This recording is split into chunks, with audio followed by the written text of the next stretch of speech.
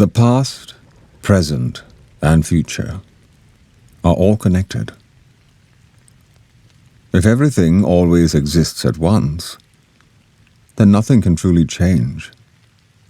The what-ifs in life remain just possibilities, living only in our imagination. The past and future always lead to one moment, the present. I hear echoes of the past, footsteps down hallways I never walked, doors I never opened, paths I never took. My words echo in your mind. But why? What good is stirring up old memories? Other echoes call from the garden. A bird urges us to follow. Should we? It leads us to a place beyond time, where unseen figures move with grace, where music plays, unheard by us. The bird calls again. Go. Because humans struggle to handle reality. We live in the past, worry about the future. But the only true moment is now. Life is full of movement, like blood flowing through our veins. But the stars move too, and the universe follows its own rhythm. At the center of it all, there is stillness, a point where past and future meet, where movement and stillness exist together. We've all been there, in brief moments of clarity, but we cannot describe it, because as soon as we try, it slips into time. True peace is freedom from wanting, freedom from action, suffering, and control. Yet as humans, we are tied to time, our bodies changing, aging, protecting us from too much heaven or too much despair. Time gives us just a little awareness, enough to glimpse something greater, but not enough to fully grasp it. Only by living in time can we understand how to rise above it. The world is neither full of light nor full of darkness, just a dim haze, a restless flicker. People are distracted by distractions, chasing things that don't matter, floating like paper in the wind, empty, tired, and lost. The wind blows through the city, through places that should hold meaning. But here, there is no deep darkness, just noise. To find truth, we must descend deeper, past the world of material things, beyond the things we chase, but never satisfy us. There is another way, not movement, but stillness. While the world rushes on its way, caught in time. Time moves forward. The day is buried, the sun fades behind clouds. Will beauty turn to us once more? Or will time continue indifferent? In the end, there's only the still point, the place where light meets light, where time stops for a moment, and we are silent in its presence. Words and music exist in time. They rise, they fade, they disappear. But what is truly alive must eventually die. Words stretch, strain, and break under the weight of meaning. They try to explain the infinite, but they are constantly interrupted by noise, chatter, distractions. Yet beyond the noise, there's a pattern, a rhythm that is always moving. Desire, love, and time itself are caught in this dance. Love is the beginning and the end of all movement, existing beyond time, yet bound by it. Then, in a sudden moment of sunlight, even as dust drifts through the air, there is the hidden sound of children laughing in the trees. The present moment is fleeting. Quick now, here, now, always. Yet time stretches endlessly, wasted on worries of before and after. In the beginning, everything already holds its ending. Houses are built, then fall apart. Things are destroyed, and new things take their place. Old wood burns into ashes, which return to the earth. The same earth that gives life to people, animals, and plants. There is a time for building, a time for living, a time for things to decay and fall apart as nature reclaims what was once man-made. The afternoon light fades, and the path through the village is dark. The air feels heavy, and time moves slowly. If you listen closely on a quiet summer night, you might hear old echoes, the sounds of past generations dancing, celebrating marriage, life, and the rhythm of seasons. Life moves in cycles. The time for work, the time for harvest, the time for love, the time for death. Generations rise and fall, feeding the earth, and the cycle begins again. I stand here, knowing that in my beginning, my end is already written. Seasons shift in unexpected ways. Winter flowers bloom too early, summer plants fall under the weight of snow. Even the stars seem to fight in a cosmic battle, as if the heavens reflect the struggles on earth. But these are just poetic images, a way of explaining chaos. Words fail to capture the true weight of experience. We think that as we age, wisdom will bring peace. But was that ever true? Did the elders lie to us? Or were they just as lost as we are? Wisdom from the past is not always useful. Each moment in life changes what we thought we knew. And sometimes, we only understand after we have lost the things we once believed in. We're not standing in the middle of the road. We are lost in a dark forest, surrounded by confusion and uncertainty. Don't talk to me about the wisdom of old men.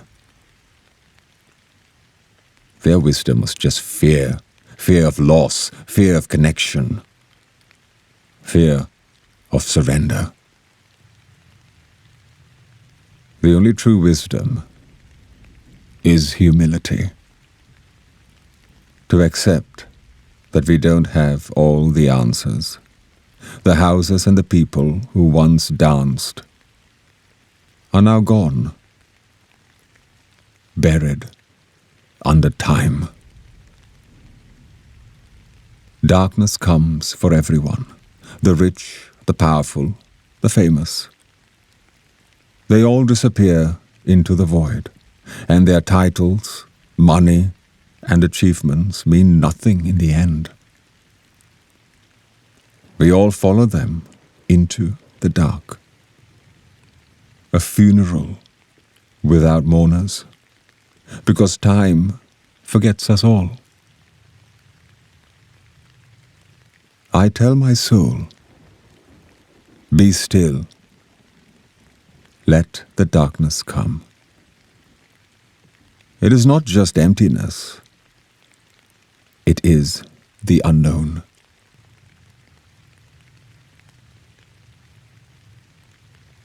Think of a theater.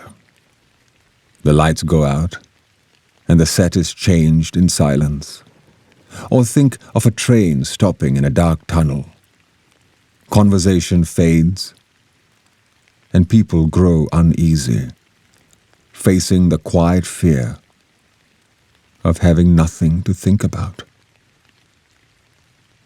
I tell my soul, wait. Don't hope for the wrong things. Don't chase love that will only fade. Faith, love, and hope exist, but they are found in the waiting, not in grasping. The darkness is not the end. It is the beginning of transformation. Healing is not easy. Like a surgeon cutting into flesh, pain is necessary for restoration. We must suffer before we can be made whole again. The earth itself is a hospital caring for broken souls.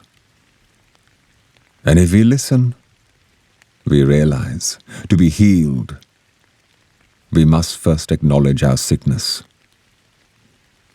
If we are to find warmth, we must first feel the cold. If we are to be purified, we must first pass through fire.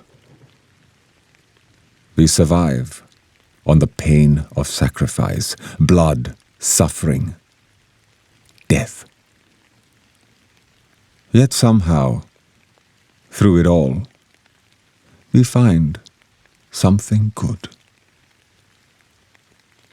So here I stand, in the middle of my life, looking back at the years that feel wasted. Years spent struggling with words, trying to capture meaning, but always falling short.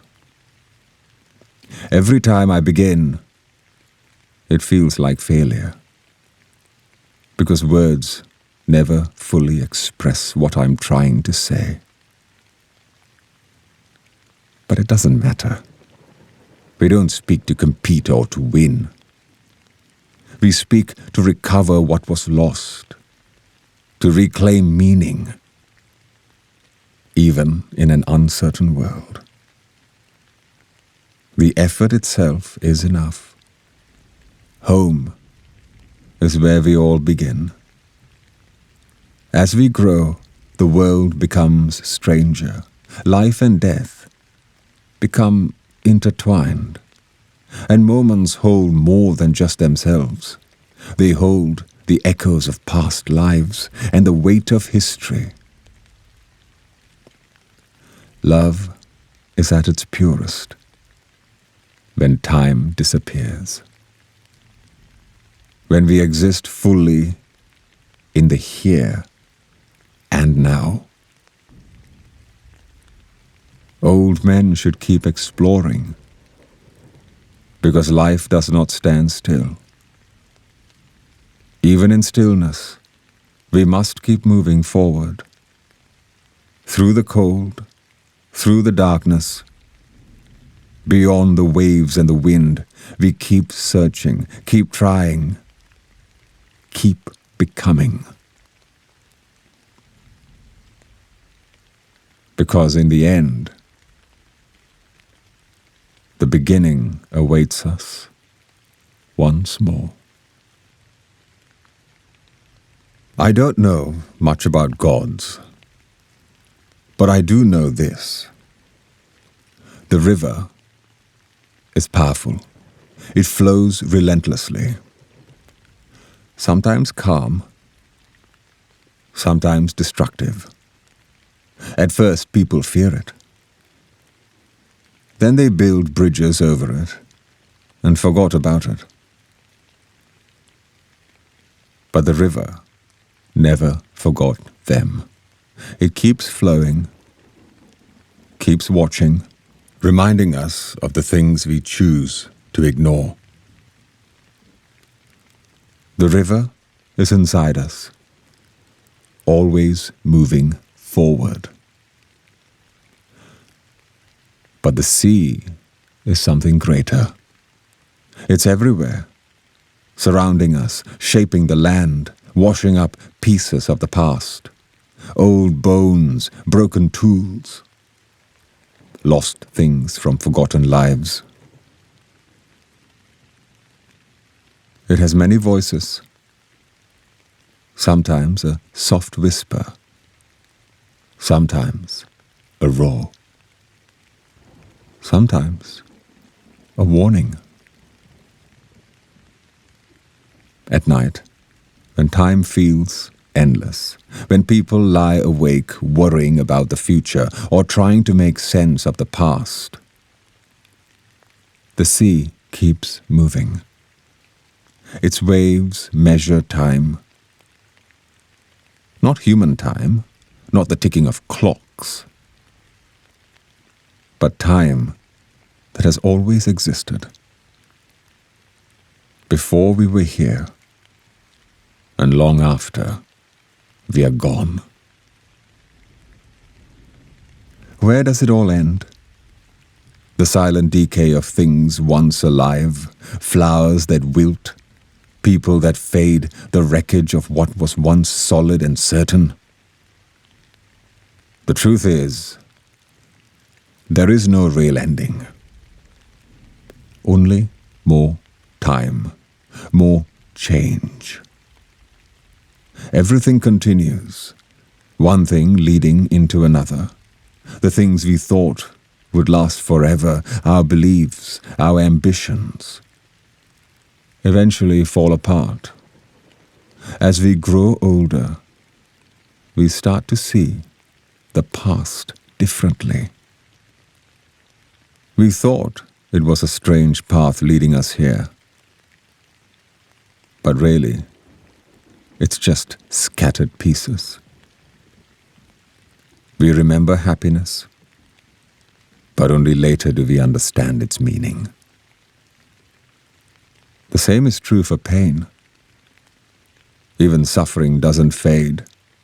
It lingers, remains real, especially when we see it in others. Time both destroys and preserves, like a river carrying away the dead, but also marking the course for those who come after.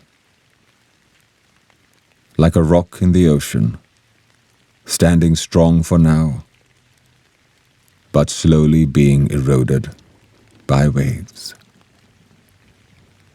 Maybe this is what Krishna meant, that the future is nothing but faded echoes, pressed between pages of a book that hasn't been opened yet. The way forward is the way backward. Time doesn't heal. It only moves forward, leaving us behind. Think of a train. People wave goodbye, then move on with their lives. The ones who stay behind feel loss, But those on the train settle in, distracted by food, books, their own thoughts. By the time they reach their destination, they're no longer the same people who left. Time changed them. So fare forward, travelers. You're not escaping the past, nor are you simply heading into the future. You're always in motion, always changing, never fully here, never fully gone.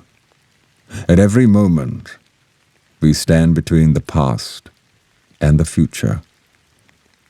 And every moment is a kind of death and rebirth.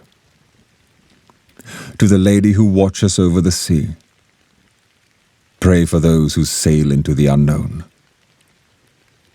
For the fishermen, the travelers, the ones who leave and never return.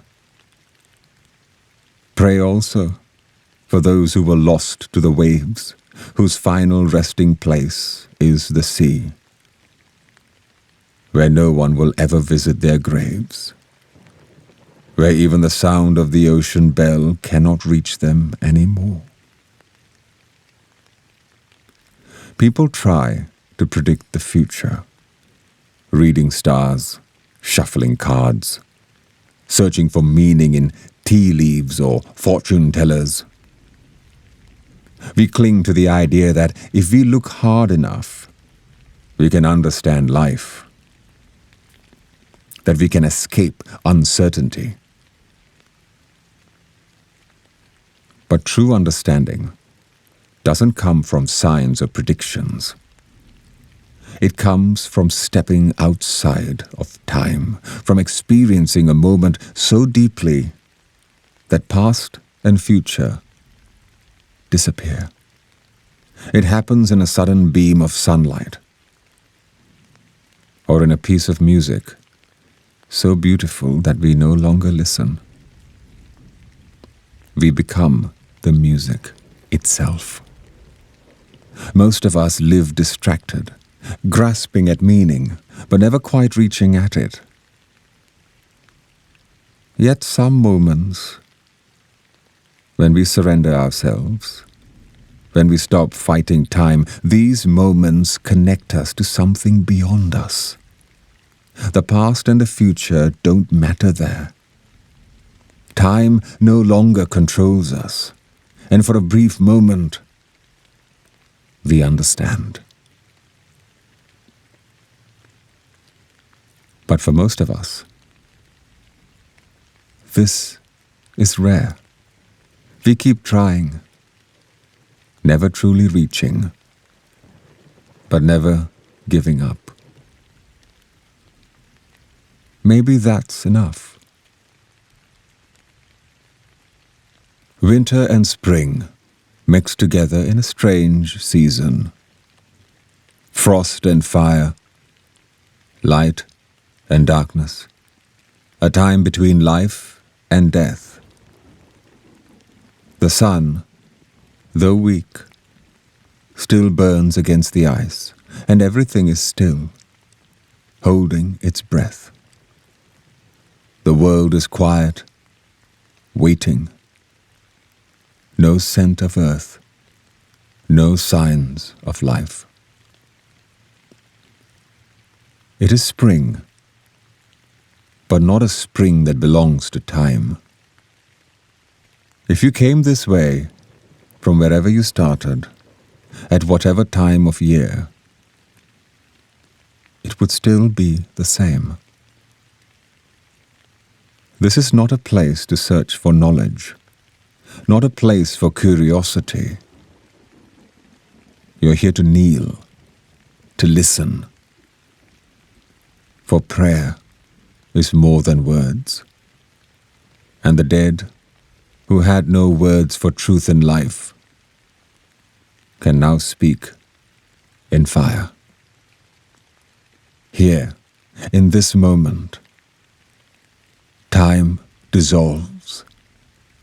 It is England and nowhere. It is never and always. All that remains of fire is ash, the things we built, the lives we lived, reduced to dust floating in the air. The remains of stories, hopes and despair, lost and forgotten. Earth dries and cracks. Flood and drought come and go.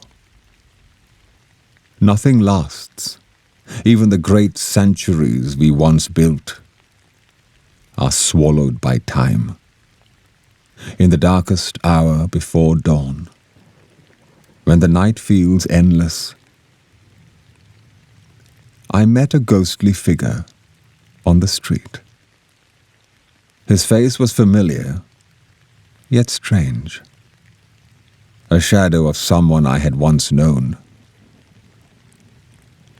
He spoke. "Why are you here?" And though we were strangers, we understood each other. He told me that old ideas, old words, no longer serve us. What was true yesterday is not enough for tomorrow. We spend our lives justifying ourselves, but in the end, we will see the truth, our pride, our mistakes, the harm we caused without knowing. There is no escape from this reckoning, except through refining fire, a fire that does not destroy, but purifies, teaching us to move through life like a dancer, with grace and humility. And as dawn broke, he vanished, leaving only the sound of a distant horn. Love, attachment, detachment. They all look the same sometimes. But there is a state in between, where life and death touch, where memory teaches us not to just let go, but to expand love beyond desire. We cling to history, but history can both enslave us and set us free. If I think of this place, of the people who shaped it, they were not all perfect, but they were part of something bigger, a shared struggle that made them one. The past cannot be restored, nor should it be. We cannot bring back old conflicts, revive old factions, or follow an antique drum. The dead, on all sides, now belong to the same silence. Their struggles, their sacrifices, are a symbol perfected in death. And so, we move forward, trusting that in the end, all shall be well. A dove descends, breaking the air like a flame. A fire that consumes everything false and leaves only truth. Fire is our only hope, or else our only despair. We are burned one way or another, either by destruction or by transformation. Who created this fire? Love. A love that is fierce and painful, a love that demands everything, that burns away all illusion. We are only alive as long as we breathe. and we are consumed by one fire or another. What we think is the end is often just the beginning. Every phrase, every poem, every action is both an ending and a beginning. We die with the dying. We are born with the dead. Time does not redeem us, but within time we find redemption. We shall not stop searching, and the end of all our searching will be to return to where we started and truly see it for the first time. Through all the unknown paths, through all the struggles, we will one day find ourselves standing at the beginning again, but changed. There, at the source, where the river starts, where the hidden waterfall sings, where the laughter of children echoes in the apple trees, we will finally understand what we once ignored. Quick now, here, now, always. This truth is simple, but it demands everything. And in the end, as the flames fold into themselves, as the journey comes full circle, the fire and the rose are one.